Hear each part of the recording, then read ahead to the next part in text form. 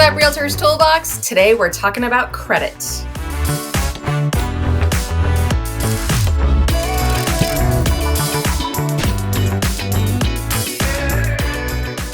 What's up, Realtors Toolbox? Today we're talking about credit. How do you talk to your clients about credit, their credit score? What's good? What's not good? When are you saying too much?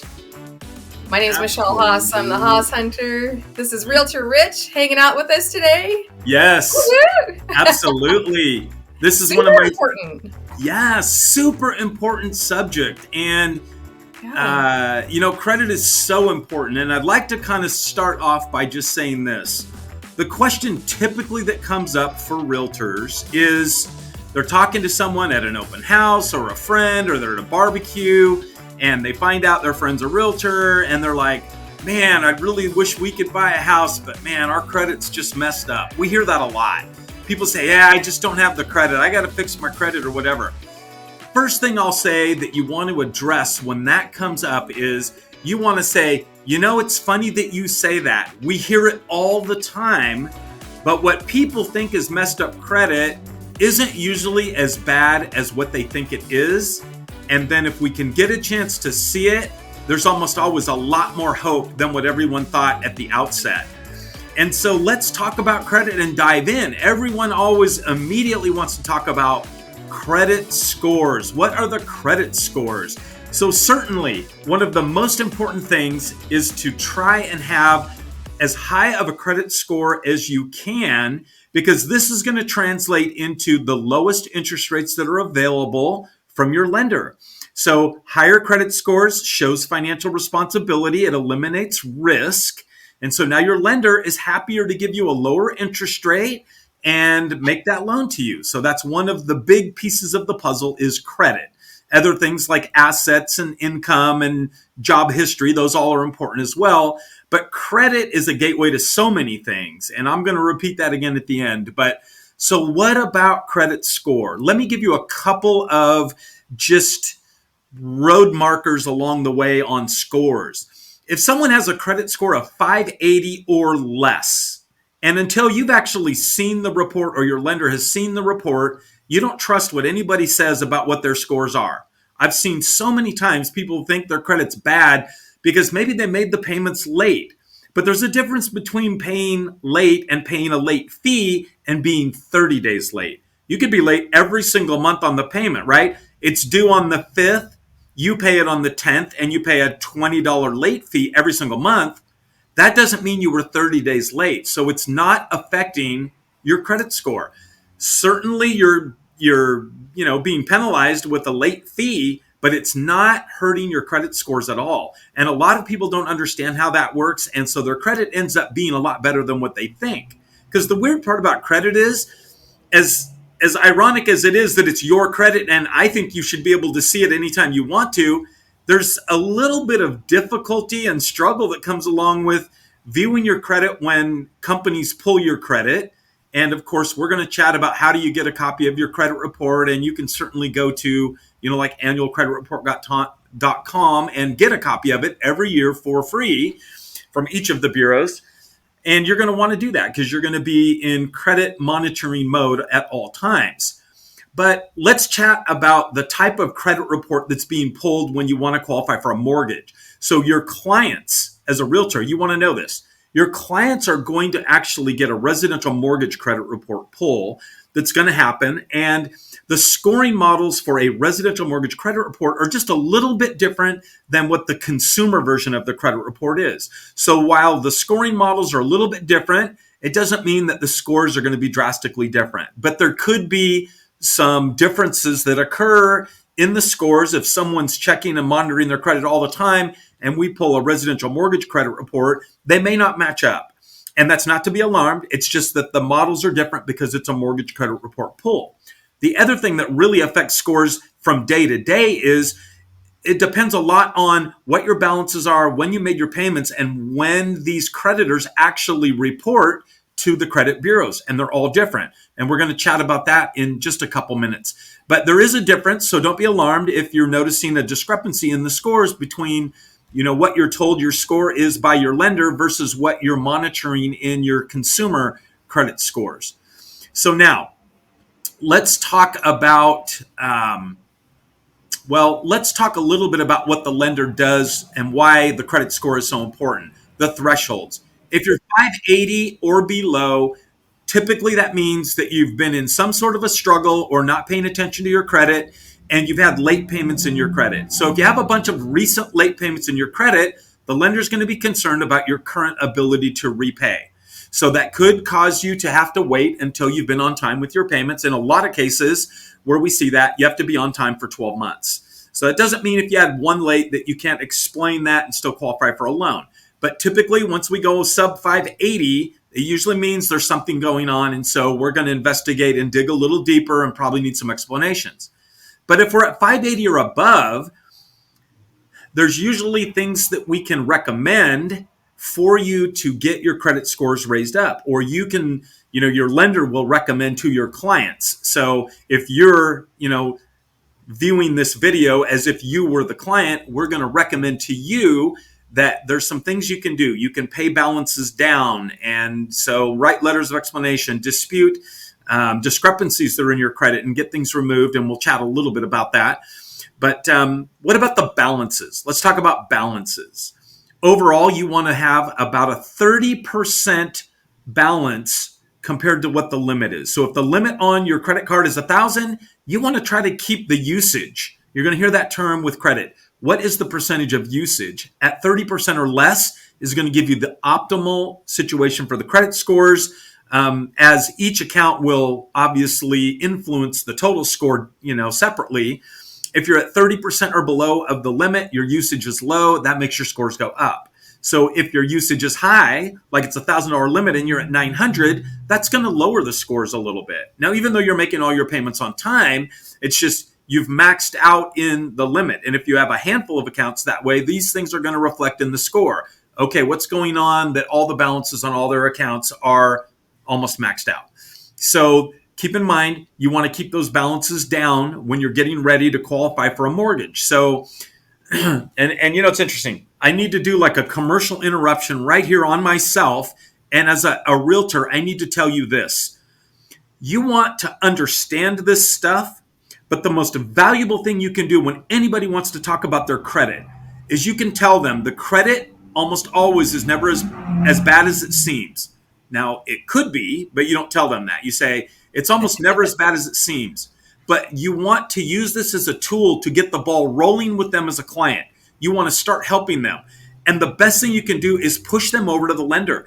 Hey, look, you need to talk to my business partner, my lending partner, John. John is going to take a very close look at the credit, and he's going to be able to advise you on everything that you need to do. So that is a tool that you can use to cross-sell to get the client moving in the right direction, which is getting pre-qualified, figuring out what they need to do, even if it means they got to get on a plan to fix a few things before they can get fully qualified and be able to go out and look at houses.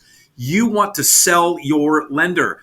And then the better job you do at that, the higher chances you have of getting your client figured out and getting them on the path to home ownership. So keep that in mind. Always be pushing when it comes to questions about lending stuff, credit repair, scores, anything. You really need to talk to my friend John. He is amazing. He's a miracle worker. Sell your lender like they're the best thing since sliced bread. Okay, so now that being said, balances, 30% or less of the limit. Now, what about accounts that are over the limit? You may make all your payments on time, but maybe you've got some late fees and other things that have hit your account. You've got a high balance compared to the limit, and now you go over the limit. Over the limit will ding your credit pretty significantly. So even though you're making the payments on time, you do not want to allow the accounts to go over the limit. So if you're paying late and you're going to pay the minimum payment and it's going to keep the balance below just a little bit, the late fee might be the thing that takes it over the limit. Anybody that has any accounts over the limit, number one thing is bring them back down below the limit, whatever it is. Even if you've got a high balance, it's okay. It's another level of ding when you go over the limit. Super important. Now, can you call the credit card company and ask them for a higher limit? Sometimes you can call and you can ask for a higher limit and they'll analyze the credit and your situation and make a decision. If you've been a longtime customer, they may raise the limit, and that is a way to satisfy that, which is a great idea. And thank you for bringing that up, Michelle. So automated underwriting and credit scores. So almost all lenders are going to run a system called Desktop Underwriter, or you'll hear people refer to it as DU, as the realtor. You're going to hear that. We have a DU approve eligible. So that means that they've plugged all the data in, they've run the credit, and they've gotten an approve eligible at, say, 600,000. So now you know that you've got a loan that's approvable pending the property, which is still to be determined. But the automated underwriting is a system that really has kind of made the industry a little bit lazy. It makes things super easy. You plug all the data in, we run automated underwriting, we get the approval, you're good to go. Everything depends on, what the situation is with the house, which is going to be determined later.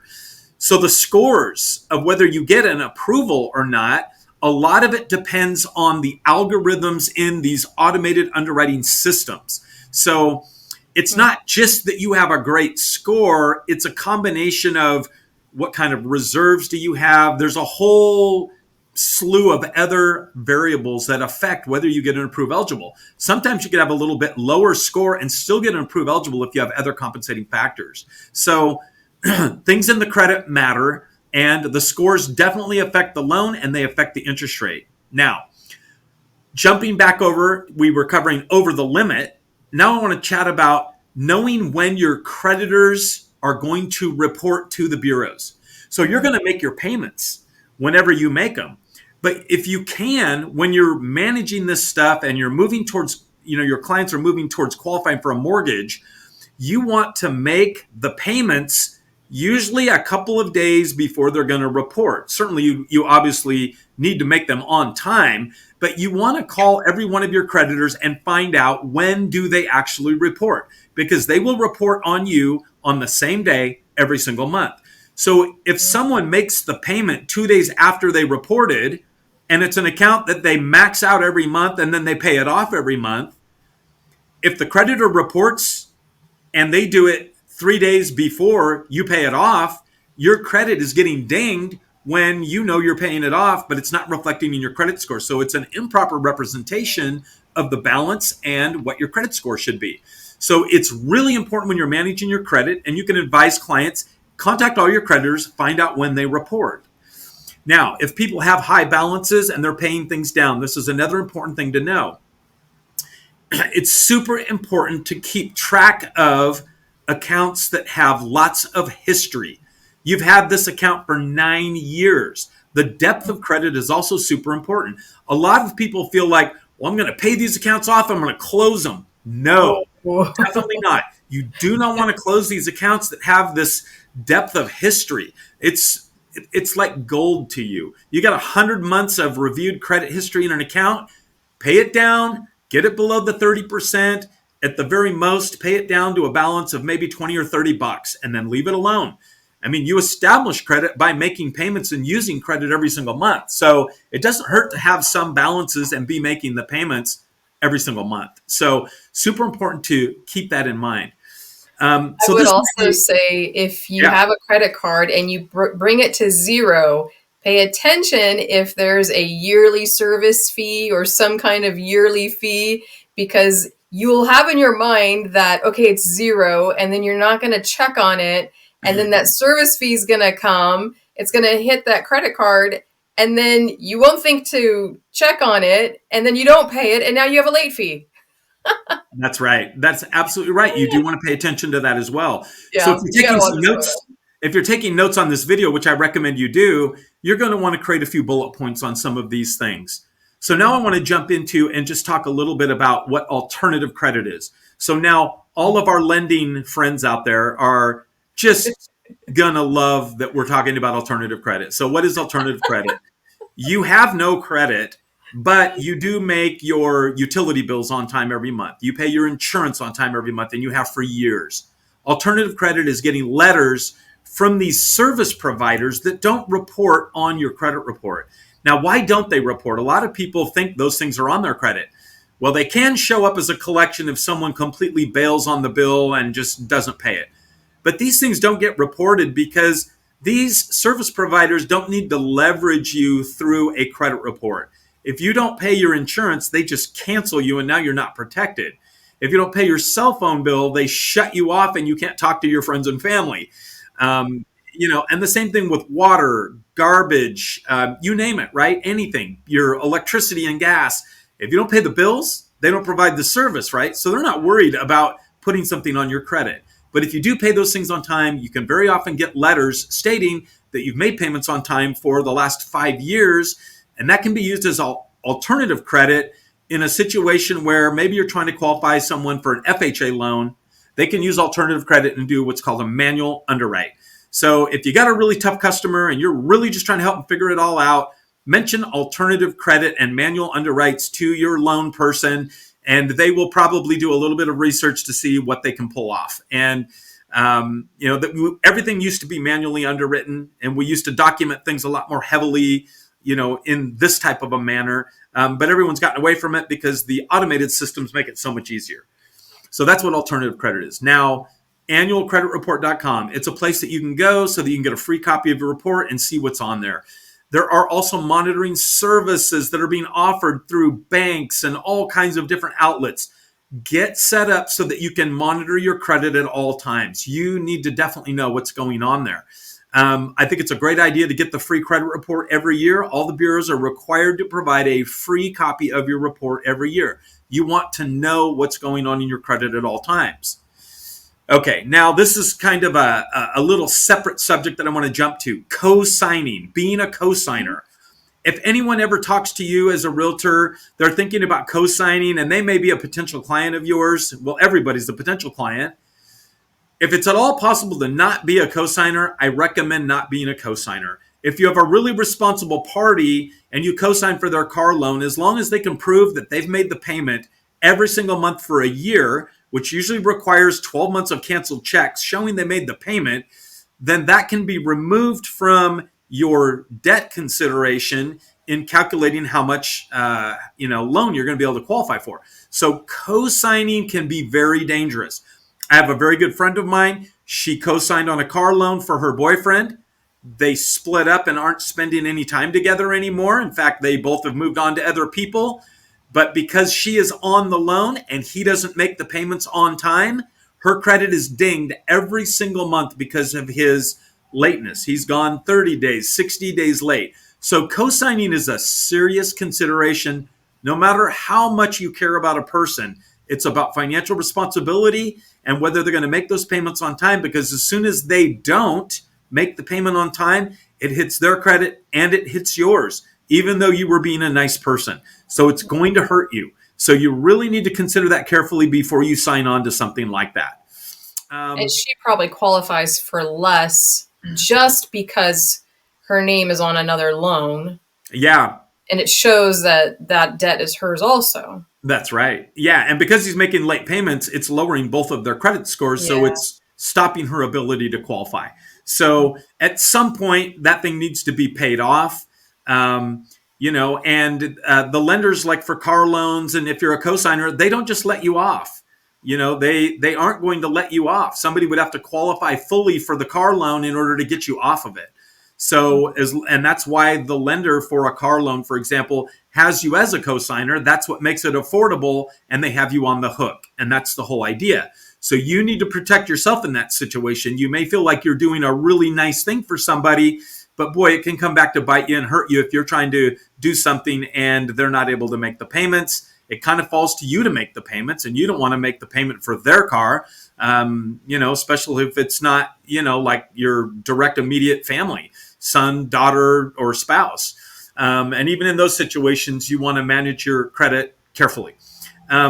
So tools, let's talk about tools that the lender has to help you figure things out. They can run simulators. They can run analyzers. A simulator, they can simulate that if you added a credit card and made payments on it for 3 months, what would that do to your score? They can put those things in, run these simulators, and they can tell you what you need to do. Analyzers, they can look at the credit and they can look at the balances and say, if you pay these accounts down to these amounts, it's going to make the scores go up to this much, and that'll help you to qualify for your loan. So if you're trying to fix your credit and you're trying to boost your scores, ask your lender to work with the client and talk about what the client needs to do in terms of amounts to pay down. Have them run the analyzers. Most all the credit reporting companies have these kinds of tools, and they're super valuable. So let's jump to adding credit to your credit report. Secured credit cards is a great way to do it, especially if you're newer to establishing credit. A secured card simply is just you're putting up a $300 security deposit with your bank. They issue you a $300 limit credit card, and they hold your $300 back as security for the use of the card. Now you charge on the card, and then you make the payment every month. And once you establish a little bit of history, and it doesn't take much, can be 1 to 3 or 6 months, this is going to start adding into your credit score and making your credit scores go up. So what do you actually need to establish a score if you have nothing? I mean, what makes good credit for qualifying for loans, especially mortgage loans, because we're talking about real estate? You really need 3 things. You need an installment loan, at least one, which would be like a student loan or a car loan, something of that nature, where you make the payments, and once you're done making the payments, the account is closed at that point because you paid as agreed in full. Now, the other 2 would just simply be revolving accounts. So it can be a Visa card, MasterCard, American Express. You charge on it, and then you make the payment, whatever it is, every single month. Could be department store cards, anything that's revolving, meaning that you can charge it up, you can pay it off, charge it up, pay it off, pay it down, make the minimum payments, whatever. That's your revolving. So you need 3 things: installment and 2 revolving. And if you have that, there's no limit to how high your scores can go. Now, let's talk about the relationship between someone that has a credit card with a $1,000 limit versus somebody that has a credit card with a $25,000 limit. Who is going to have higher credit? Someone with a $25,000 limit on their credit card or someone with $1,000? There's no difference between the two. If you're making your payments on time and your balance, the usage is 30% or less on either one of those, you'll have the same scores. So percentage-wise, it's about the percentage of usage. So you don't need to have high limits and high balances. That doesn't prove anything. They're looking at how you manage the debt that you have and can you make your payments on time. Super important stuff. Now, in just kind of concluding on this, I know we covered a lot of stuff. Yeah. But the consumer, the client, needs to be diligent and monitor their credit at all times. Take care of your credit, because if you do, your credit will take care of you, which means you've got to protect it as much as anything else. So you want to monitor your own usage and be careful with it. Lots of younger people will get credit. They will max out the credit. Now they've got these big payments, and then they're suffering and struggling because, they're paying on things that they enjoyed 6 or 12 months ago, maxed out a credit card, taking a cruise or a vacation of some kind. Now they're paying for it, and it's hurting their ability to qualify and use their credit, right, in different ways. So super important. Your credit is the gateway to everything financial in your life. And some people don't understand it as well as others, but through the School of Hard Knocks, they learn. And so with that, I'm just going to call it. That's kind of the end of it. But go back and review this. There's so many simple things in here. It can easily be managed. And remember, lean on your lender. They do have the answers and the details. And there is a plan for everyone. As a realtor, every single person you meet and talk to, if they're trying to buy a house and their credit's messed up, they can get on a plan, figure it out, and then they can qualify, and you can represent them and earn real estate commissions, and they can get their house. And that's what we're all about doing. So with that, Yep. I am done. Michelle, do you have anything you want to add? Did I miss anything? I know it was a lot. I felt like I got a little long on it, but those are kind of the basics, really, without diving super deep on little one-off situations and whatnot. So I love the information you shared, and it's just such an important topic. And I think you're right. When you're young, you don't really understand it, but that's what we're here for. And at any age, you can buy a house, really. So yeah, great Right. things. It makes me want to go and look at my credit again and see what it's doing and where it's Yeah, at. And it's true. and this is the time. I'm not in the market for a house right now, but this would be the perfect time to look at my credit to see if there's anything to dispute on there or to request that it's removed off of there or anything. If you wait until you find the house you love and then something's bad on your credit that you didn't know about and it was a mistake, then you're kind of up against the clock now. So You know, do it when you can. that is probably one of the most important points that you made right there. Mhm. When should people start looking at their credit to get ready to buy a house? As soon as possible. Even if they're like, hey, we're not going to buy a house until the end of the year, and that's 8 or 9 months away. That is the best time to look at your credit, is when you don't need it. Because Yeah. sometimes, we didn't even talk about it, sometimes things can end up on your credit. They're not even yours, or they're Yep. inaccurately reported. And sometimes we need to address those things and get things straightened out. And if you wait, like you said, until you're ready to buy the house and you find a house you like, if nobody's reviewed the credit, something may pop up on your credit that would stop you from being able to purchase it. And we had a situation with a client recently like that. This client's name and her brother's name were almost identical, and their social security numbers were only 12 digits off of each other. And one of the credit bureaus picked up the brother's information, and that was being reported on her credit. And it took over a month for her to be able to get that straightened out. And she was managing her credit well, had good income, a great, well-qualified person. But because her brother's information accidentally got merged onto her report, it was one entire credit bureau. In fact, if I remember right, it was TransUnion. They reported her brother's TransUnion report on her credit. And it was a mess. And there was nothing anybody could do about it. And the credit bureaus typically, customer service is not the best. They're overwhelmed because they're managing 380 million people's credit report files, or maybe even 500 million. However many people there are that have used credit and, have profiles. So, they're not always the best at handling things that we might consider to be urgent or emergencies. So with it's like working with the IRS, right? It's like you put in a request and you want something to happen and they're going to get to it. That's right. Absolutely. Yeah. Yeah. So, definitely. But lots of helpful tips. Hopefully that helps you. But again, as the realtor, push them to your lender that you know, like, and trust, right? That you know can take good care and coach. And everybody gets on the path to buy. Everybody that's renting can own. They just got to have a plan to get there. And whatever that plan is. And the credit is a big part of it. And you can help them get there by coaching them a little on a few of these things and getting them over to your lender so that they can take them the distance. Good times, Rich. Thank you so much. You're full of information on this topic today. If you guys like this video, you want to see some other things that we're doing, like and subscribe below, and keep following us for more good stuff. Absolutely. See you next time. Let's go. Realtor's Toolbox.